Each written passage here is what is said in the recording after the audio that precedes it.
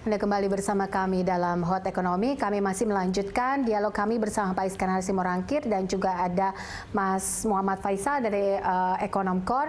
Pak Is, sudah jelas bahwa memang terjadi penurunan daya beli karena dampak PSBB, karena pandemi yang melanda, dan kita tidak sendirian sebenarnya Indonesia, karena ini juga dialami oleh seluruh dunia. Tapi kalau kita bicara soal dari kita coba bedah untuk kota-kota di Indonesia. Dari 90 kota, deflasi ini terjadi di 61 kota, sementara inflasi di 29 kota. Nah, ini banyaknya tingkat inflasi ini seperti apa merefleksikannya? Daya beli ini?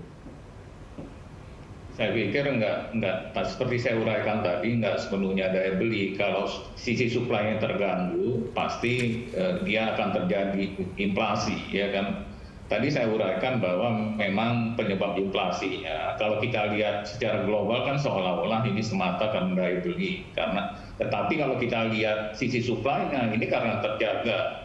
Penyebab inflasinya kan kalau yang terakhir ini di bulan Juni, itu kan lebih disebabkan bawang merah, minus 0,11%. Kemudian volatile food lainnya seperti bawang putih kan 0,03, beras, jeruk, cabai rawit, kelapa, gula pasir, minus 0,01.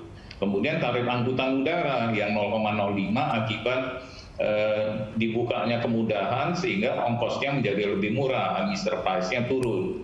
Kalaupun demand-nya lemah, kalau masalahnya misalkan stoknya berkurang, pasti akan terjadi inflasi. Ngelihatnya semata gitu, betul memang daya belinya turun. Tapi di saat bersamaan hasil panen kita ternyata tadinya perkiraan kita kan kemarau panjang, ternyata kan enggak, sehingga hasil pertanian khususnya pangan seperti bawang merah di Brebes itu melimpah, maka itu tercermin dari inflasi yang 0,11. Saya melihatnya gitu, memang ada faktor daya beli yang menurun, itu tercermin dengan adanya PSBB, aktivitas ekonomi kan terhenti, ya. Ada yang dirumahkan, ada yang di PHK, sehingga mau nggak mau berarti pendapatan mereka berkurang. Ngelihatnya situ juga, karena kan inflasi ini adalah interaksi antara demand dan supply, Mbak Poppy, ya. Oke. Jadi sebenarnya, baik. Jadi saya ngelihatnya gitu juga. Jadi artinya kalaupun misalkan demand-nya turun, tetapi kalau terjadi gangguan supply, itu bisa juga terjadi inflasi. Karena saat bersamaan supply-nya begitu melimpah, demand-nya turun, ya tentunya dia bisa menurun lebih cepat. Nah, itu yang sekedar tambahan saya terkait dengan baik. Artinya kita masih cukup diuntungkan dengan sisi supply kita yang berlimpah. Tapi kalau kita bicara soal bayangan resesi lah begitu ya, bayangan resesi. Beberapa negara juga sudah terjadi resesi, sementara Indonesia ini kan masih cukup diuntungkan dengan konsumsi kita yang melebihi 50%. Artinya kita juga harus memperbaiki domestic demand kita. Bagaimana pemerintah mengawal ini? Betul, kalau dari sisi eksternal memang kita sulit mengharapkan, karena saat bersamaan kalau kita lihat pertumbuhan negara-negara yang menjadi mitra utama kita mengalami penurunan. Syukur Cina bisa tumbuh 3,2 ya di triwulan 2. Tapi kalau kita lihat seperti Amerika yang dia minus 9,54 YoY, kemudian 32,9 Q2Q, Jerman juga mengalami kontraksi ekonomi 11,7, memang agak sulit kita mendorong dari sisi ekspor. Maka itu memang salah satu bagaimana mendorong pertumbuhan kita adalah memang sisi domestik. Dengan penduduk yang begitu banyak, maka salah satu upaya untuk mendorong sisi domestik ini adalah pertama tentunya melakukan percepatan belanja pemerintah, ya, government spending. Ini merupakan kunci dari bisa atau tidaknya keluar kita dari resesi di triwulan 3. Karena di triwulan 2 diperkirakan karena PSBB kita akan mengalami kontraksi yang lumayan, ya, besarannya di kisaran minus 4,3. Oleh karena itu memang percepatan stimulus fiskal itu menjadi kunci utama. Maka itu kenapa yang pertama sebenarnya kalau kita lihat jumlahnya Ya, bagus juga sih Pak Jokowi memberikan cambuk buat kita dengan mengulang-ulang itu, kita juga terpacu adrenalin kita untuk segera melakukan percepatan. Seperti yang saya contohkan tadi, sebenarnya kalau dilihat dari sisi anggaran terkesan kecil, tetapi stimulusnya tuh dari diterima oleh masyarakat. Saya langsung cek ke lapangan, itu betul nggak tuh misalkan subsidi bunga udah diterima oleh nasabahku. Ternyata udah diterima. Tadi saya udah menguraikan 5,8 juta debitur KUR itu udah menerima tambahan subsidi bunga, Mbak Popi. Berarti kalau dia dapat 6%, berarti dia bayar 0% untuk 3 bulan pertama. Itu udah real mereka terima. Tetapi memang betul dari pemerintah bayarnya ke bank itu karena banknya belum selesai administrasinya disampaikan, ya nggak bisa dong dibayar, ya kan? Tapi kan yang terpenting apakah yang terpenting buat kita kan udah diterima nggak itu oleh rakyat? Kan itu yang terpenting untuk stimulus ekonomi kan, seperti itu.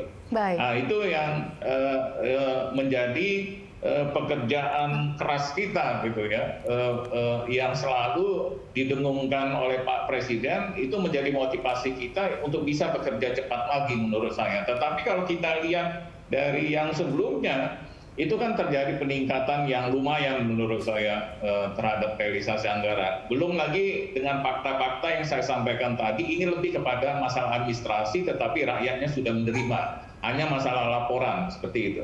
Baik, oke. Pak Faisal, bagaimana Anda menanggapi soal ini? Karena kan kita tahu bahwa kalau faktor eksternal sendiri kita tidak begitu oke di sisi perdagangan internasional kalau dibandingkan negara-negara maju lainnya. Tapi saat ini kita masih diuntungkan dengan konsumsi yang cukup baik. Bagaimana menjaga ini?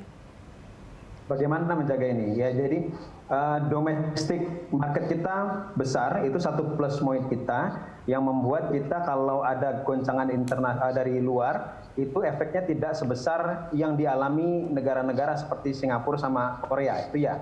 Gitu. Jadi memang harus yang dijaga adalah dari sisi domestic market dan bagaimana menjaga daya beli itu tadi.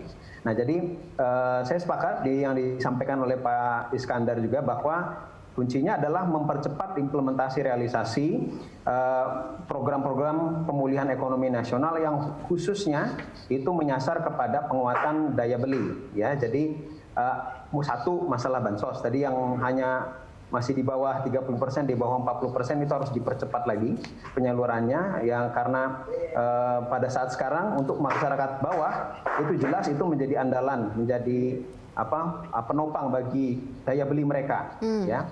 Bahkan sebelum pandemi ya, kalau kita melihat bagaimana fluktuasi daripada angka kemiskinan, ya seringkali itu angka kemiskinan itu meningkat pada satu waktu, itu disebabkan karena salah satunya yang penting itu adalah terlambatnya penyaluran BLT atau bansos. Jadi artinya golongan bawah itu memang sangat bergantung sekali dengan bantuan sosial, bantuan dari pemerintah. Nah, jadi kalau begitu dia terlambat saja, bukan tidak disalurkan, tapi terlambat saja, nah itu bisa mereka jatuh ke bawah kemiskinan. Apalagi dalam kondisi seperti sekarang.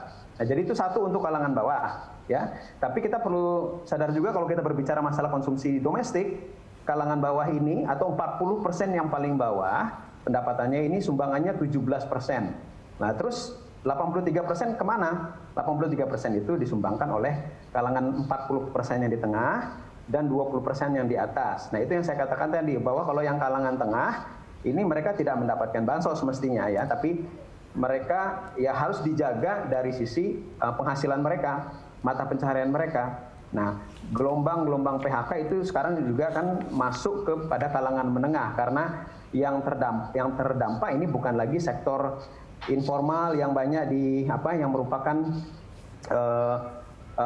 lapangan pekerjaan bagi masyarakat kelas bawah juga ya paling banyak. Nah, tapi yang kalangan menengah ini kan banyak di formal, tapi yang formalnya ini banyak perusahaan-perusahaan yang kemudian melakukan efisiensi atau bahkan layoff ya, kemudian harus memecat karyawannya. Nah, ini berpengaruh pada daya beli. Oleh karena itu, makanya stimulusnya juga harus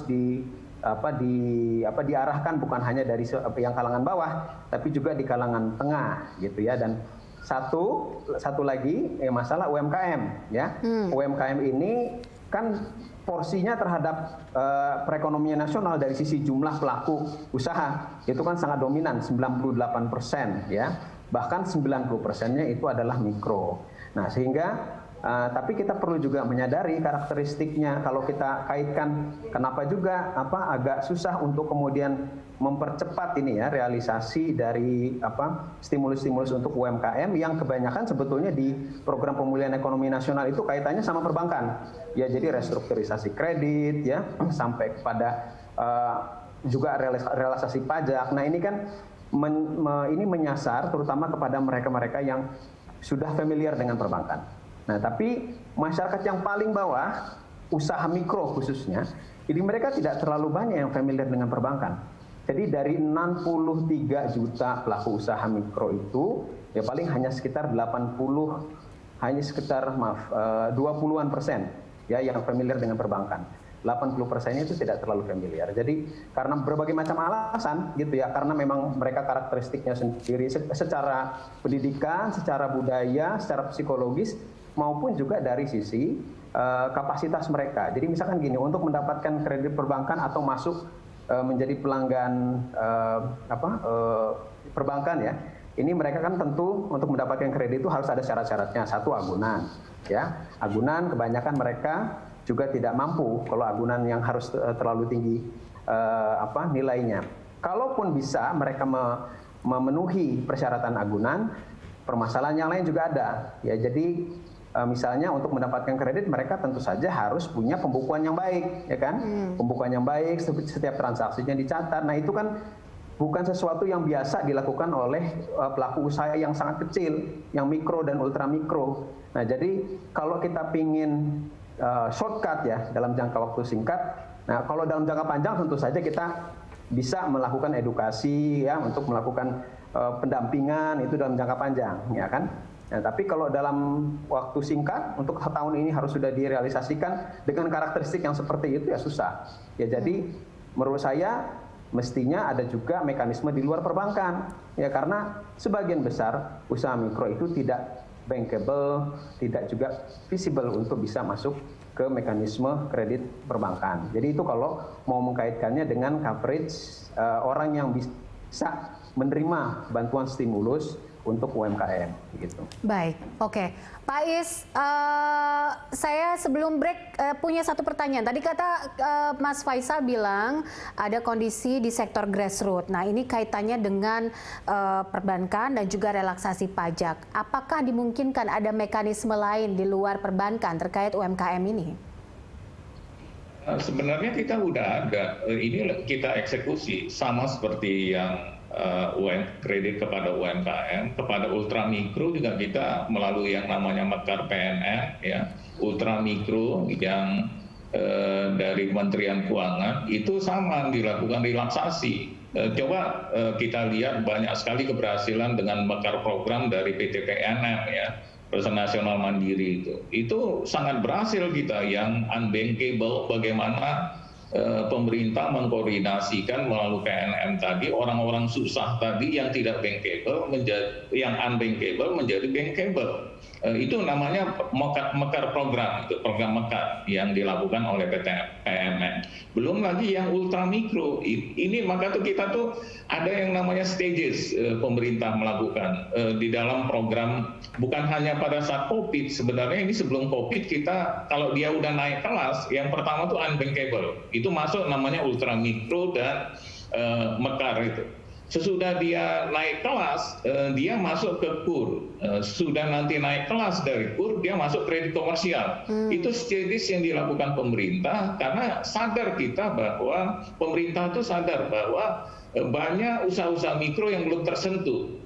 Misalkan untuk usaha mikro ini setidaknya ada 1 triliun yang dianggarkan di dalam program pemulihan ekonomi nasional yang dari total UMKM 123,46 triliun, itu 1 triliun itu ada untuk ultramikro. Subsidinya sama tadi bahkan lebih linear ya dibandingkan dengan KUR. Kemudian masalah penjaminan udah ada yang namanya penjaminan pemerintah lakukan. Bahkan sebelum COVID ini, kalau di COVID kan kita memberikan penjaminan kepada UMKM dan juga korporasi ya perusahaan. Karena kita sadar kita nggak misal UMKM porsinya itu 60,2% terhadap PDB. Itu kita sasar pertama. Kenapa itu menjadi prioritas kita pertama? Dengan yang root bisnis tadi yang masih ultramikro tadi, ultramikro itu kita dorong, yang unbankable udah ada apanya, skimnya kita lakukan. Itu jumlahnya cukup signifikan.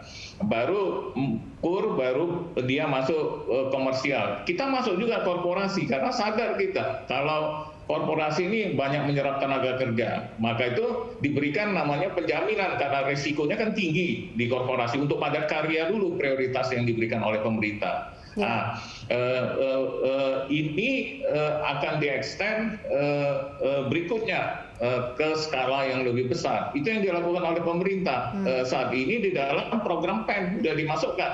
Ini sebenarnya Pak Is, maaf saya potong sedikit, implementasinya sampai sejauh ini seperti apa Pak Is di lapangan? Kalau yang UMKM termasuk penjaminan udah jalan, ya kan?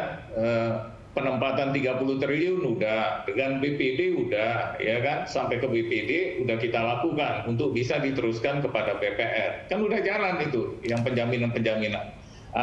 Kemarin baru ditandatangani oleh Ibu Menteri Keuangan untuk ya pinjaman korporasi penjaminan tadi minggu lalu gitu, ya. Itu udah run ya. Tentunya tergantung nanti pengajuan dari banknya. Jadi penjaminannya pemerintah yang bayar. Oke. Jadi pemerintah yang bayar untuk mengcover. Baik, oke. Kita jeda sebentar, nanti saya akan kasih kesempatan untuk Mas Faisal untuk menanggapi hal ini, tapi sesaat lagi pemirsa tetaplah bersama kami.